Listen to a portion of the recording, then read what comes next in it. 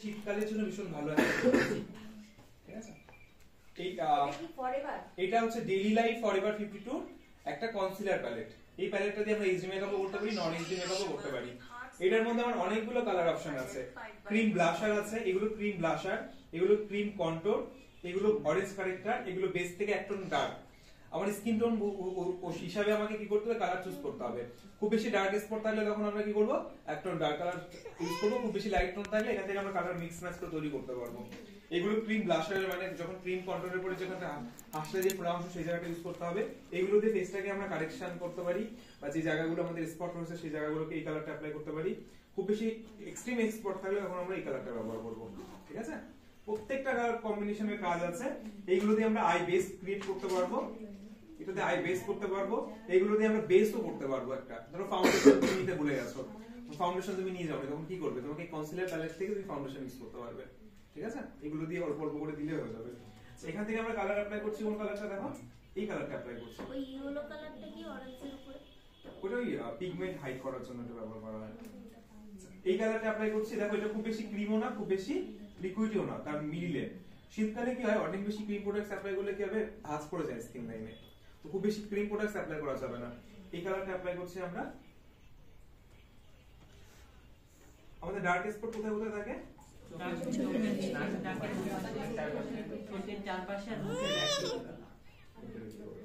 চোখের নিচটাকে খুব ভালো করে আমাদেরকে এখানে কি করতে হবে, হাইড করতে হবে।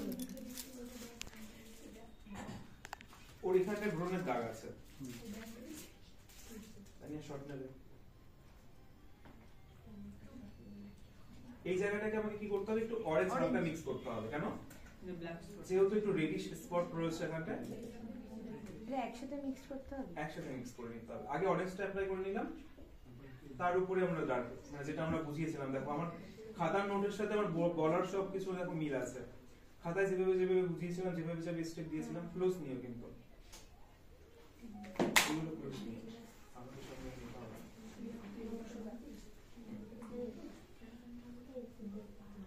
অরেঞ্জ কালারটা অ্যাপ্লাই করার পরে যদি ওই কালারটা অ্যাপ্লাই না করি তাহলে কি হবে, ওই কালারটা কিন্তু তোমার অক্সিডাইজ হয়ে যাবে, চেঞ্জ হয়ে যাবে।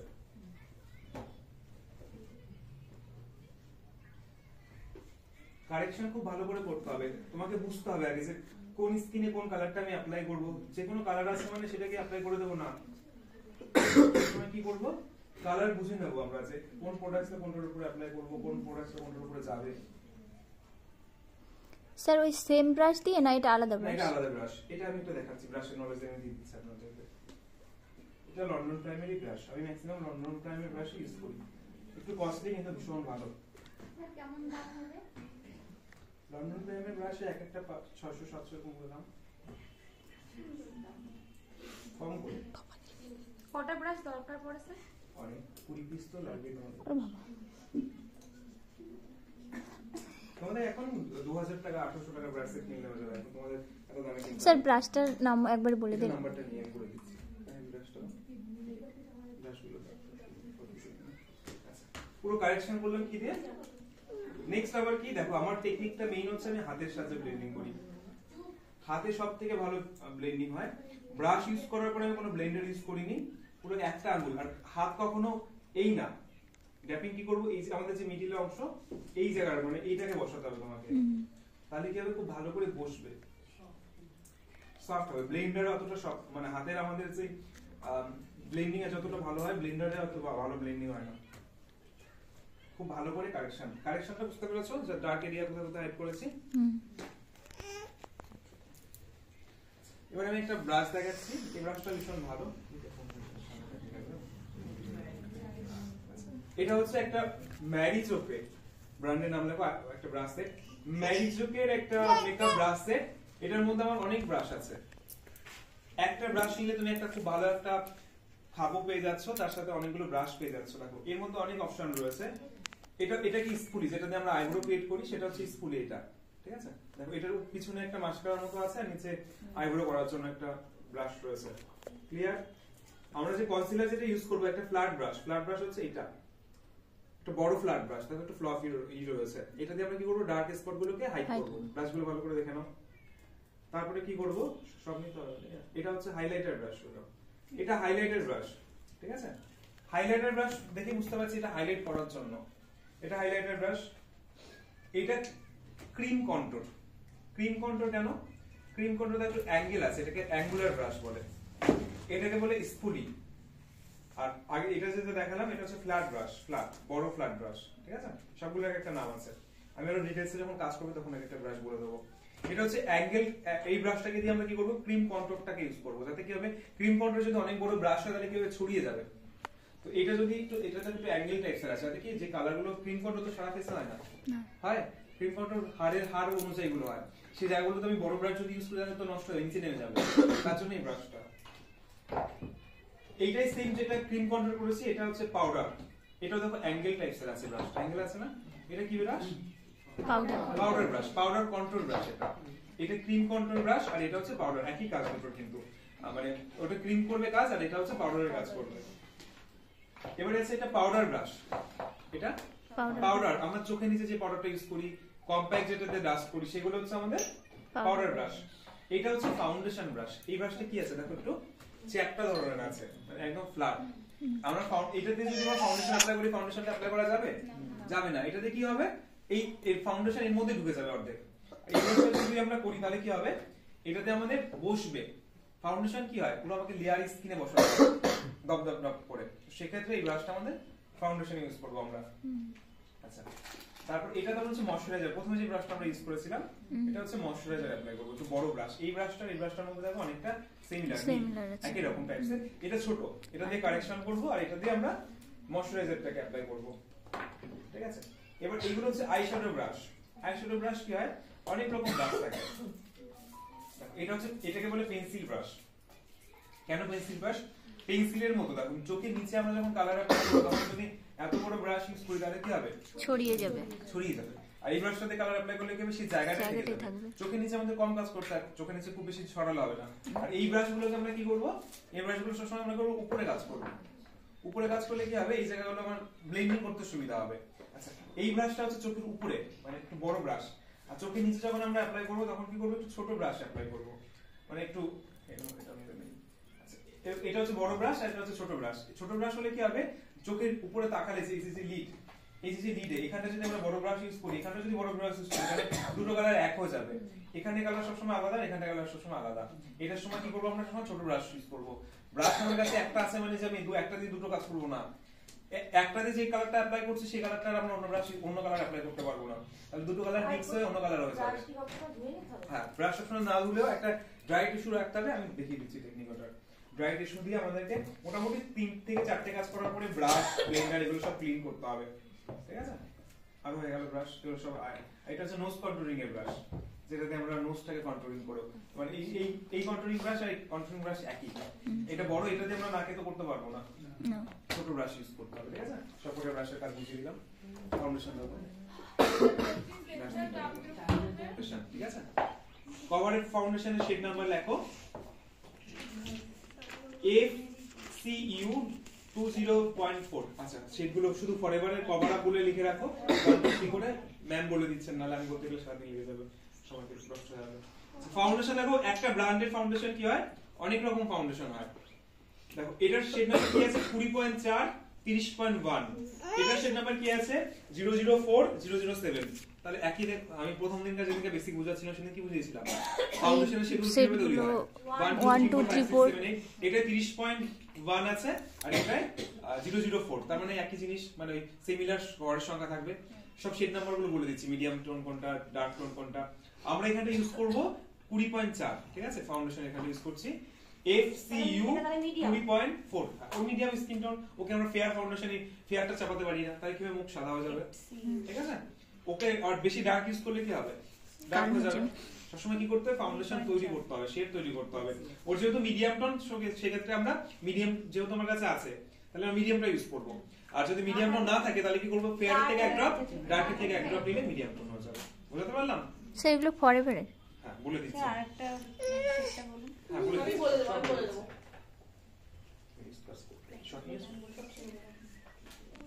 Part 52 ফাউন্ডেশন এখানটায় cover up foundation. Cover up ফাউন্ডেশনের শেড নাম্বার FCU 204। এটা হচ্ছে মিডিয়াম শেড। 30.1 এটা হচ্ছে ডার্ক শেড। আর একটা হচ্ছে 10.1, এটা হচ্ছে ফেয়ার শেড, ঠিক আছে? তিনটে শেড, একটা 10.1, একটা হচ্ছে 20.4 আর একটা 30.1, তিনটে শেড হচ্ছে আমাদের নিলে মোটামুটি কাজ করে যাবে।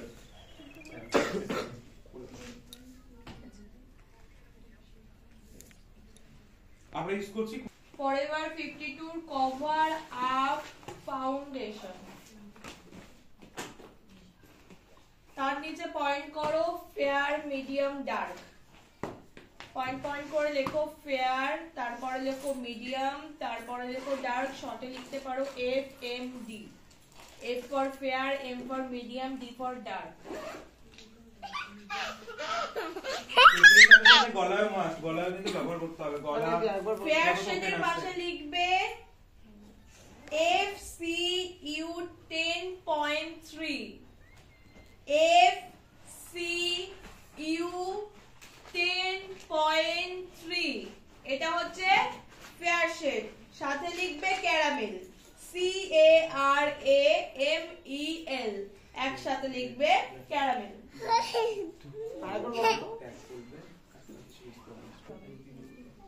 বলো আরেকবার বলো না। কি বলবো বল। ফেয়ার ফেয়ার ফেয়ারের FCU 10.3, পাশে ব্র্যাকেটে লিখবে caramel, CARAMEL, caramel. Next medium, মিডিয়ামের পাশে লিখবে FCU 20.4, 20.4, ব্র্যাকেটে লেখো SATIN, SATIN, হয়েছে মিডিয়াম কমপ্লিট। ডার্কের পাশে লিখবে FCU 30.1, FCU 30.1, FCU 30.1, এখানে বসে পড়ো, এর পাশে চলে আসো। ব্র্যাকেটে লিখো olive, OLIVE, OLIVE। Forever 52 cover up complete. Next লেখো ফরএভার 52 প্রো ফাউন্ডেশন। ফরএভার 52 ভালো করে লেখো কিন্তু। Forever 52 pro foundation.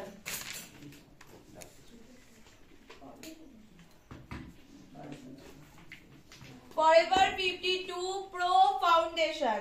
সেম ভাবে লেখো fair, medium, dark, fair, medium, dark. Same ভাবে লেখো ফেয়ার, মিডিয়াম, ডার্ক। ফেয়ারের টোন লিখবে BUF004, BUF004, BUF004। Medium same ভাবে লেখো, সেকেন্ড হচ্ছে লেখো মিডিয়াম, BUF007, BUF007। ডার্ক লিখবে BUF011, BUF011 for dark skin tone। এবার চলে আসো PSC, প্যাকেট ফাউন্ডেশন। PSC আচ্ছা, গলার ব্যাপারটা একটু বুঝে নাও। গলায় কখনো দামি ফাউন্ডেশনকে ইউজ করবে না। গলায় কি করবে, কম দামে যদি কোনো ফাউন্ডেশন থাকে সেটাকে ইউজ করে নেবে, আর যদি না থাকে তাহলে কোনো কনসিলার প্যালেট থেকে যদি কালার থাকে সেটাকে অ্যাপ্লাই করবে, ঠিক আছে? PSC এই দুটো বলে দিই দেখো। হ্যাঁ, PSC লিখবে PSC spotlight liquid foundation, PSC spotlight liquid foundation. দিদি এই শেডগুলো আপনি পাবেন পরে, আপনি যে লিখছেন না এগুলো পাবেন পরে, ওরা কেন দেবে আপনাকে? সবাই নোট নাও, নাহলে প্রোডাক্ট কিনতে কি করে দেবে? প্রোডাক্ট কিনতে গিয়ে তখন কি করবে? ও বুঝে আমি নিচ্ছে এসে দেখছি ওরা অনেকটা লিখে ফেলুক, ওটুকু বাদ দিয়ে আপনি দেখুন ওটুকু পরে নিয়ে নেবেন। একটা পৃষ্ঠা ফাঁকা রেখে দিই, একটুখানি হাতটা পরে অ্যাড করে দেবে। PSC spotlight foundation. সেম ভাবে লেখো fair, medium, dark, fair, medium, dark. Fair শেডটা লিখবে 02, মিডিয়াম শেডটা লিখবে 07, ডার্ক শেডটা লিখবে 011। একবার fair shade 02, medium shade 07, dark shade 011. এবার লিখবে PSC HD liquid foundation, PSC HD liquid foundation, PSC HD liquid foundation. Same ভাবে লিখবে fair medium dark, fair medium dark, ফেয়ারের পাশে লিখবে 2.0, মিডিয়ামের পাশে লিখবে 3.0, ফেয়ারের পাশে 2.0, 2.1 ও ফেয়ার, 2.2 ও ফেয়ার, আর মিডিয়ামের পাশে লিখবে 3.0, 3.1 ও তোমরা যদি অপশনে পাও নিতে পারো, কোনো অসুবিধা নেই, 3.0, আর ডার্কের পাশে লিখবে 4.0। এক শেড এদিক ওদিক করে কিনলে কোনো সমস্যা নেই। আমি পরের দিকে জিজ্ঞাসা করবো।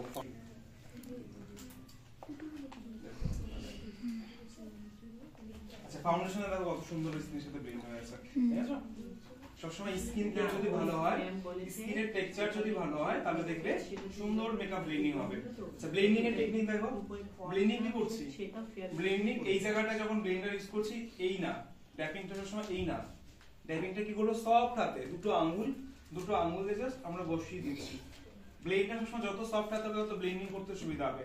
ব্লেন্ডার কখনোই আমরা কি করব না এক জায়গায় বারবার করে আমরা ব্লেন্ডিং করব, কখনোই এখানটা একটা ভাবে করব না। ব্লেন্ডিং তুমি যত ভালো করবে তত ফ্ললেস লাগবে স্কিন দেখতে। মেকআপের ফাউন্ডেশন তোমার যদি কম দামি হয় তাও কিন্তু তোমার ফিনিশিং তুমি ভালো আনতে পারবে। তোমার যদি স্কিন টেক্সচার খুব ভালো করে তুমি তৈরি করে নাও আর ব্লেন্ডিংটা ঠিকঠাক করে করো।